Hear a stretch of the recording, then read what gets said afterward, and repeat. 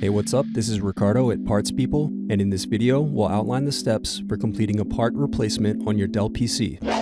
Visit our website and use this coupon for a 5% off discount.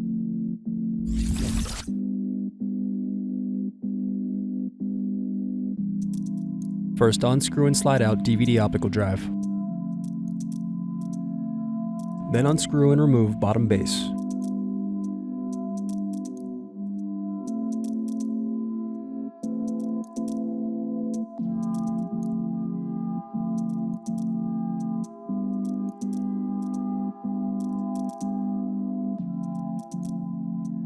Now unscrew and disconnect battery. Next, disconnect display cable. Then unscrew and remove antenna cable bracket. Now disconnect and remove wireless card. Then unscrew and remove display assembly.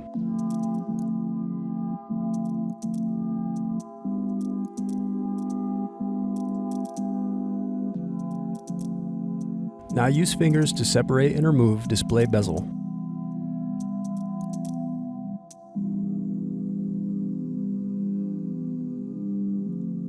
Now unscrew and turn over screen.